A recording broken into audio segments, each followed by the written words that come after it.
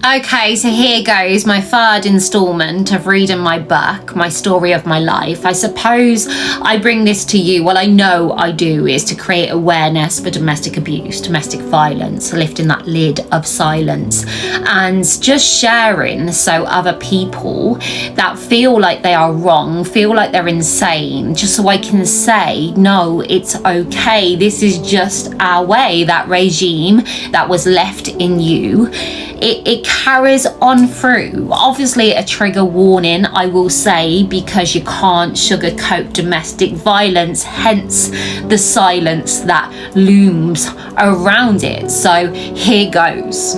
Okay, so just a quick summary. This is about my story, Johnny Depp Amber Heard court case, the healing that it brought, and how I see loads of people come together, and it unlocked a path for me, which led me in front of your screen right now on full view, as I found it inner voice, which my abuser, it told me I could not use.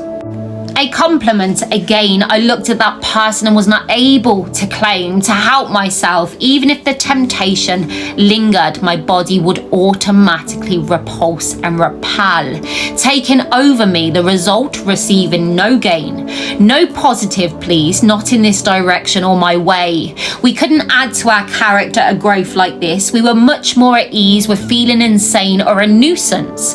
At one with our safety blanket, that joker in the workplace, as loud as can be to keep threat away from me. My pain. Oh, my hair. Now it's a mess. I look nice, they would say. What, me? No, this is cheap. It made me feel gross. My trauma would pop up and tell me this is disgusting to see. I do not deserve, telling me to get back in my lane. Also, we sensed and see that pain, that brokenness with him. A billion red flags had all come together. We were all led here to the same place, to one another, to speak up and out, using our voices that normally would not come out. We had hidden away for so long. Majority women, some men, no matter the gender. Just victim v abuser. A need for a right against a wrong, us v them. Us fighting for justice for him, a man, a victim, but also for me, for them. A group healing had commenced. Our letdowns, our hurt and pain for the aftermath we did gain. I suppose what I'm trying to work out is I think I see it. I think I also understand it, to why I was here and what I needed to do. And that was to acknowledge my feelings and behaviours inbuilt from back then. To learn and to grow, to own what I am from the starting point in my life and where it all began. And to not just sit and wait around for when that trigger decided I could come and take a look. I was starting to study myself and allow time to feel it by working on me. Taking the good and rejecting what bad I felt and see, by delving in and taking that first step in front of them. It was about me collecting all these dots from the darkest days to the now. I'm sat here, eyes streaming, a weird mix of happy yet sad, because in this moment in time, as bad as the fear is, with just me alone in my thoughts, typing and creating chapters of my life from before, and that realization, but it wasn't before.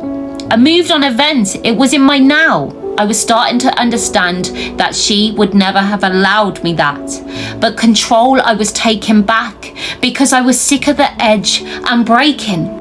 For she would have broken me, and any dream believed, as this self-doubt would have played havoc in my thoughts, growing to catastrophe, and that feeling of everybody taking a look in to judge me. Exposed I would have felt, wrong it would become. I could never succumb. But this time was different, in just how the victim in his own story of pain had quickly helped me to see that I, like many more, had suffered the same way. But had remained in silence for all of these years, because this kind of thing was always hidden behind closed doors. I no longer felt alone watching him stand strong upon that stand. I almost mimicked his every move, a bit like we were watching her copy his wardrobe. I too started to duplicate this man, his strength and bravery, in my living room, sat on the arm of my sofa, Upon my phone, a release button had gone off. I pressed film to start.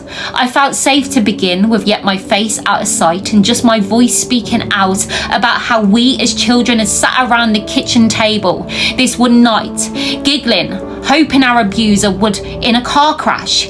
Even saying these words out loud made me realise how sick that sounds and the hell I was in. Right now, in typing this, allowing validation to kick in.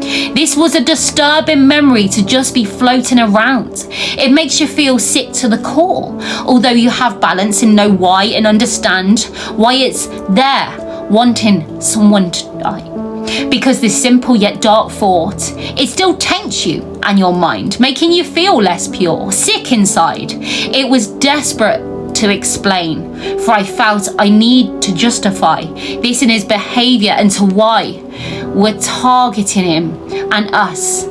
I too had gone there in time and had this left hanging around in my mind to explain to people. We know why he had gone there and why they had found dark twisted texts on a phone. I knew and I understood this. Our whole existence was exactly this. A sickening dark humour left to get me through, were needed for survival, my guide. This was not my fault, this poor little girl. For there was never any light, always dark.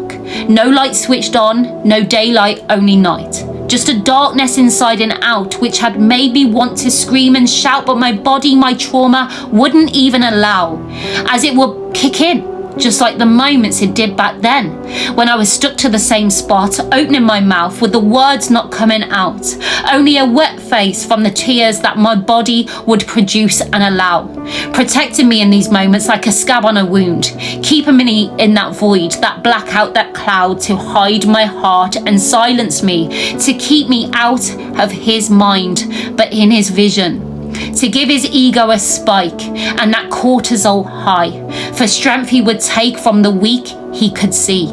But I felt like my voice had been handed back to me by others, by this crowd, these people in front of my face who too had their voices removed and taken away, released from the trap like a greyhound race, as they were off, all in a line to catch their moment to help this man find the truth to their lies. As this case unravelled, I could see in front of me swipe after swipe, survivor after survivor, the young and old, some with stories never told, on display like peacocks showing off their broken feathers, their bruises, their damaged hearts, stood loud and proud for all to watch on.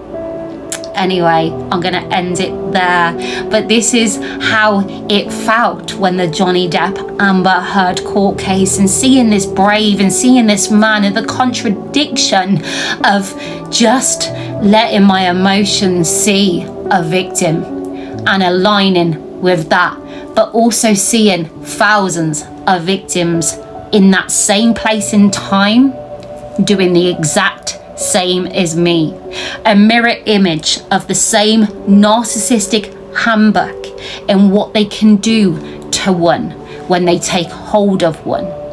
Anyway, this is just my story, my life, and I bring it to you in the hope to show awareness, but also to unlock and connect the dots from the then to the now in how we can move on, find free, you know?